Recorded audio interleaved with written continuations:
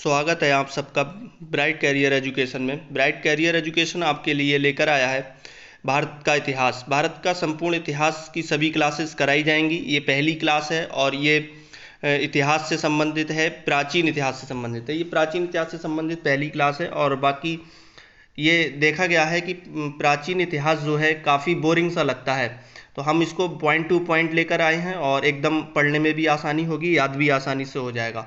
तो आप अगर नए हैं तो सब्सक्राइब कर लें और बेल आइकन दबा लें, क्योंकि अब जो इतिहास की सारी क्लासें धीरे धीरे इस पे बैक टू बैक अपलोड कर दी जाएंगी और आपके लिए बेहतर भविष्य की शुभकामनाओं के साथ इतिहास की क्लासेस को फ्री में एकदम शुरू किया गया है। ठीक है, तो शुरू करते हैं प्राचीन इतिहास से संबंधित। देखो, सामान्य परिचय से शुरू करते हैं। क्या हुआ था जब मनुष्य के अंदर इतिहास जानने की इच्छा हुई, तो उन्होंने जो चीज़ें देखी, ठीक है, उनको खोद खोद कर उनको निकालने की कोशिश करी। कुछ ज़मीन में दबी हुई मिली, कहीं कुछ मिला, कहीं कुछ मिला। तो उसमें क्या था, पहले पुरातात्विक साक्ष्य का उपलब्ध होना। केवल पुरातात्विक साक्ष्य उपलब्ध हुए। साक्ष्य का मतलब है जो चीज़ दिखाई देती है, ठीक है, खुदाई में जो चीज़ मिली। उस टाइम क्या लिखित साक्ष्य का अभाव था, लिखित लिखा हुआ कुछ नहीं था, बस हमें जो मिल रहा था वो खुदाई से ही मिल रहा था, पुरानी पुरानी चीज़ें मिल रही थी। तो उस काल को जो कहा गया वो प्राग ऐतिहासिक काल कहा गया। उस काल को क्या कहा गया, प्राग ऐतिहासिक काल। प्राग ऐतिहासिक काल कौन सा है, जिसमें केवल लिखे हुए साक्ष्य नहीं थे, बाकी केवल पुरातात्विक साक्ष्य उपलब्ध थे। खुदाई में जो मिली चीज़ें थीं वो उपलब्ध थीं, लिखा हुआ कुछ नहीं मिला, तो उसको प्रागैतिहासिक काल कहा गया। ठीक है, और इसके बाद लिखित साक्ष्य भी उपलब्ध हुए जो पढ़े नहीं गए। कुछ ऐसे साक्ष्य जो लिखित तो थे पर उनको आपठित थे, वो उनको पढ़ नहीं सकते थे, उनको उनकी भाषा, उनकी लिपि एकदम अलग थी बिल्कुल। तो पुरातात्विक साक्ष्यों पर निर्भरता थी। किस पर निर्भरता थी, केवल पुरातात्विक साक्ष्य जो इन्हीं पर निर्भर रहे। उस काल को कहा गया आद्य ऐतिहासिक काल। आद्य ऐतिहासिक काल कहा गया। उसके बाद कुछ आते हैं लिखित साक्ष्यों की प्रचुरता, यानी ऐसे साक्ष्य जो पढ़ लिए जा सकें। मतलब कहीं शिलालेख मिले, कहीं कुछ मिला, कहीं पत्थरों पर लिखा हुआ मिला, पत्तों पर लिखा हुआ मिला, तो उनको पढ़ने लायक जो था वो पठित और प्राथमिक साक्ष्य भी उपलब्ध थे, उसको कहा गया ऐतिहासिक काल। ठीक है, प्रागैतिहासिक काल में पाषाणकालीन सभ्यता जन्मी थी और आद्य ऐतिहासिक काल में सिंधु घाटी सभ्यता थी। तो सिंधु घाटी सभ्यता से संबंधित साक्ष्य तो मिले हैं, लेकिन वो पढ़े नहीं जा सके हैं। ठीक है, ऐतिहासिक काल की बात करें, ऐतिहासिक काल में क्या था, ये लगभग 6ठी शताब्दी ईसा पूर्व से अभी तक जो चली आ रही है, वो पुरातात्विक साक्ष्य भी उपलब्ध हैं उसमें और ये पढ़ने लायक भी साक्ष्य हैं। आगे चलते हैं। देखो आगे क्या है, इसमें 3 कालों में पाषाण काल, ये पाषाण काल विभाजन है। पाषाण काल 3 कालों में विभाजन हुआ था। पाषाण काल का पहला था पुरापाषाण काल। पुरापाषाण काल में देखो क्या था, एक तो शिकारी और खाद्य संग्राहक थे। शिकारी और खाद्य संग्राहक, पशुपालन, कृषि और अग्नि के ज्ञान का अभाव था। पुरापाषाण काल में आग नहीं थी, आग अग्नि के ज्ञान का अभाव था, आग का ज्ञान नहीं हुआ था। पशुपालन होता था, तो पुरापाषाण काल में पशुपालन होता था, कृषि होती थी, पर आग का अभाव था, इन्होंने आग की जानकारी नहीं थी। इस काल में केवल हस्त कुठार, हाथ से बने हुई चीजें थी। 1863 में पल्लवरम मद्रास में रॉबर्ट ब्रूस फ्रूट ने प्राप्त किया था इस काल को। ठीक है, तो इस काल से संबंधित जो हस्त कुठार है वो कहाँ मिला था, वो 1863 में पल्लवरम मद्रास में रॉबर्ट ब्रूस फ्रूट को प्राप्त हुआ था। ठीक है, इसके बाद आते हैं मध्य पाषाण काल। देखो क्या था, मध्य पाषाण काल में आते हैं। मध्य पाषाण काल में शिकारी और खाद्य संग्राहक दोनों थे। ठीक है, साक्ष्य की बात करेंगे। पशुपालन, पशुपालन किससे संबंधित था, मध्य पाषाण काल में पशुपालन होता था। आदमगढ़ मध्य प्रदेश में और बागौर राजस्थान से मिला है। इसके जो साक्ष्य मिले हैं वो आदमगढ़ मध्य प्रदेश से और बागौर राजस्थान से मिले। अस्थि निर्मित उपकरण की बात करें, देखो उपकरण उस टाइम क्या हुआ होगा, लोहा या कुछ ऐसा कुछ था नहीं, इनको बनाने की विधियां नहीं होंगी। अगर होगा लोहा तो होगा, पर उनको बनाने की विधियां नहीं होंगी, तो उन्होंने क्या किया, जो अस्थियां थी, हड्डियां थी, उन्हीं से ही औजार बना लिए। तो इसका साक्ष्य कहाँ से मिला है, सराय नाहर राय और मदाहा से मिला है। ठीक है, अब आते हैं नवपाषाण काल। देखो नवपाषाण काल में क्या था, इनमें खाद्यान्नों का सर्वप्रथम उत्पादन इन्होंने शुरू कर दिया था। आग का प्रयोग इन्होंने नवपाषाण काल में शुरू कर दिया था। ठीक है, इसमें साक्ष्य कुछ मिले हैं। लहुरा देव से क्या साक्ष्य मिले? चावल का प्राचीनतम साक्ष्य कहाँ से मिला है? लहुरा देव से मिला है। मेहरगढ़ से गेहूं का प्राचीनतम साक्ष्य मिला है, मेहरगढ़ पाकिस्तान में है। ठीक है, और गुफ कराल, ये कृषि और पशुपालन कहाँ से मिले? गुफ कराल से मिले हैं। बुर्ज होम में क्या मिला है? मानव का कंकाल, कुत्ते का कंकाल और गर्त आवास, गर्त मतलब नीचे जमीन के। ठीक है, संगन कुल्लू और पिकली हाल उनतूर, ये इसमें राख के टीले मिले हैं। ये साक्ष्य मिले हैं, काफी इंपॉर्टेंट है, डायरेक्ट पूछ लिए जाते हैं। साक्ष्य पुरापाषाण काल देखो 3 भागों में इन्होंने बांट के रखा है। पुरापाषाण काल एक तो होता है पूर्व पुरापाषाण काल, एक होता है मध्य पाषाण काल, एक होता है उच्च पुरापाषाण काल। ठीक है, तो पूर्व पुरापाषाण काल की बात करें, इसमें क्रोड उपकरण इससे संबंधित हैं। इसकी विशेषताएं थी हस्तकुठार, खंडक और विदारणी। ठीक है, ये क्रोड उपकरण थे। मध्य पाषाण काल के फलक उपकरण थे, इसमें क्वार्टाइज पत्थर से निर्मित थी। ठीक है, क्रोड उपकरण और इसमें क्या थे? फलक उपकरण। उच्च पुरापाषाण काल की बात थी, उसमें तक्षणी और खुरचनी थी, तक्षणी और खुरचनी थी। ठीक है, इनमें 3 काल में विभाजन का आधार दिए। उपकरणों में भिन्नता, इसमें कौन से उपकरण चलते थे, इसमें कौन से उपकरण चलते थे, और उच्च पुरापाषाण काल में कौन से उपकरण चलते थे, ये सब बताया गया है। परीक्षा की दृष्टि से कुछ इंपोर्टेंट हैं, परीक्षा की दृष्टि से कुछ इंपोर्टेंट स्थल हैं और उनसे मिले साक्ष्य हैं। स्थल की बात करें, दमदमा, दमदमा एक स्थल का नाम है, एक जगह का नाम है दमदमा। उससे क्या साक्ष्य संबंधित है? एक ही कब्र में 3 मानव कंकाल मिले। तो ये पूछा जाएगा कि एक ही कब्र में 3 मानव कंकाल कहाँ से मिले? तो कहाँ से मिले? दमदमा से मिले।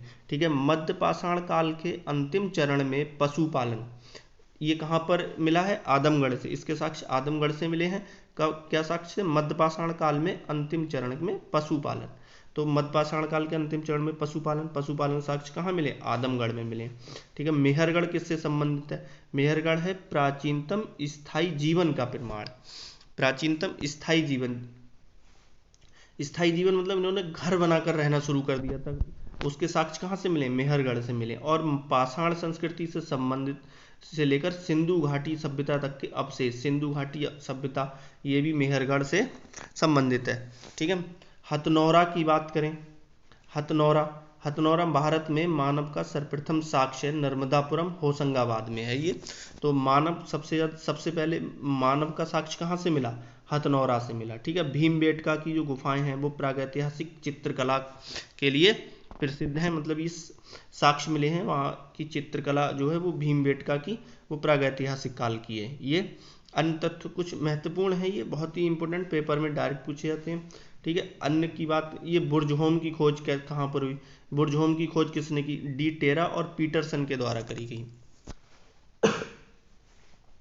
बुर्ज होम की खोज डी टेरा और पीटरसन, ये 2 पुरातत्व विभाग के व्यक्ति थे, इन्होंने खोज की थी। ठीक है, मध्य पाषाण काल, भारत में अस्थि पंजर का सर्वप्रथम साक्ष्य कब मिला? मध्य पाषाण काल में मिला। ठीक है, भारत में अस्थि पंजर का सर्वप्रथम साक्ष्य कहाँ मिला? मध्य पाषाण काल से संबंधित है ये। भारतीय पुरातत्व से संबंधित कुछ तत्व हैं, देखो 1861 में क्या हुआ था? 1861 में भारतीय पुरातत्व विभाग के जनक थे अलेक्जेंडर कनिंघम, भारत में सर्वप्रथम पुरातत्व सर्वेक्षक नियुक्त हुए थे। भारत में सर्वप्रथम पुरातत्व सर्वेक्षक नियुक्त हुए थे, कौन? Alexander Cunningham. ठीक है, 1861 में। 1863 में क्या हुआ था? भारत में पाषाणकालीन सभ्यता का अनुसंधान प्रारंभ हुआ था। ठीक है, पाषाणकालीन सभ्यता क्या थी, उसका अनुसंधान, उसकी खोज शुरू हुई थी, वो 1863 से हुई थी। 1871 की बात करें, 1871 में क्या हुआ था? पुरातत्व सर्वेक्षण सरकार के एक विभाग के रूप में गठित हुआ था। 1871 में क्या हुआ था? जो पुरातत्व सर्वेक्षण विभाग था वो विभाग बना था, पुरातत्व सर्वेक्षण सरकार के एक विभाग के रूप में गठित हुआ था 1871 में। 1901 में लॉर्ड कर्जन के समय पुरातत्व सर्वेक्षण विभाग को केंद्रीकृत कर भारतीय पुरातत्व सर्वेक्षण का नाम दिया गया था। ये नाम भारतीय पुरातत्व सर्वेक्षण नाम कब मिला? 1901 में, लॉर्ड कर्जन के समय। ठीक है, उस जॉन मार्शल को इसका प्रथम महानिदेशक बनाया गया था। तो भारतीय पुरातत्व सर्वेक्षण का प्रथम महानिदेशक कौन थे? जॉन मार्शल थे। ठीक है, ये कब? 1901 में बने थे। हड्डी निर्मित मातृ देवी की प्रतिमा प्राप्त हुई है। हड्डी निर्मित मातृ देवी की प्रतिमा प्राप्त हुई है, कहाँ से? लोहंदा नाला क्षेत्र, बेलन घाटी से। ठीक है। हड्डी निर्मित मातृ देवी की प्रतिमा प्राप्त हुई है। तो ये देवी ये जो एक कबीला टाइप लोग रहते थे, छोटी छोटी जगह बनाकर रहते थे, समूह बनाकर रहते थे, उनकी कुछ वो पूजा भी करते थे। तो उन्होंने एक स्पेशल मतलब पूजा, अलग अलग कबीला अलग अलग देवता देवी अपनी पूजा करते थे, तो उसमें एक मातृ देवी उन लोगों ने मानी होंगी, वो हड्डी निर्मित मातृ देवी की प्रतिमा मिली है। ठीक है। ये बृहत पाषाण स्मारक की पहचान की गई थी मृतकों को दफनाने के स्थान से। ठीक है। मृतकों को दफनाने के स्थान से किसकी पहचान की गई थी? बृहत पाषाण स्मारक की। स्मारक बनाई होगी इन लोगों ने मृतकों को दफनाने के लिए, तो उसकी खोज की गई, मतलब उसका पहचान हुई थी मृतकों की दफनाने के स्थान से। राष्ट्रीय मानव संग्रहालय स्थित है भोपाल में। राष्ट्रीय मानव संग्रहालय कहाँ पर है? भोपाल में है। गौरिक मृदभांड पात्र का नामकरण हुआ था हस्तिनापुर में। गैरिक मृतभांड पात्र के नामकरण हुआ था हस्तिनापुर में। अनसंबंधित कुछ फैक्ट हैं बहुत और काफी इंपोर्टेंट है। मध्य पुरापाषाण काल को फलक संस्कृति भी कहा जाता है। मध्य पाषाण काल को क्या कहा जाता है? फलक संस्कृति भी कहा जाता है। फलकों की अधिकता के कारण इसको फलक संस्कृति भी कहते हैं।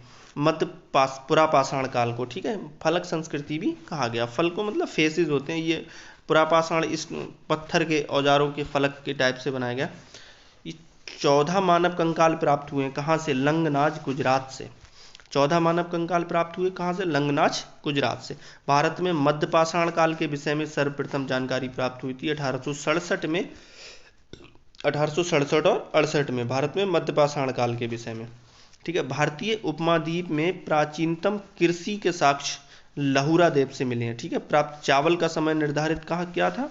9000 ईसा पूर्व से 7000 ईसा पूर्व तक लहुरा देव से चावल का समय निर्धारण किया गया है। ये लहुरा देव से चावल मिले थे। कृषि के साक्ष्य प्राचीनतम भारतीय उपमहाद्वीप में मिले थे। चावल मिला था 9000 ईसा पूर्व से 7000 ईसा पूर्व के मध्य का।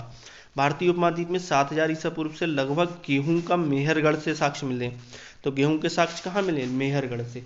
लहुरा देव के बाद चावल के साक्ष्य का दूसरा प्राचीनतम भारतीय नवपाषाणिक स्थल कहाँ पर है? कोलहिंडवा।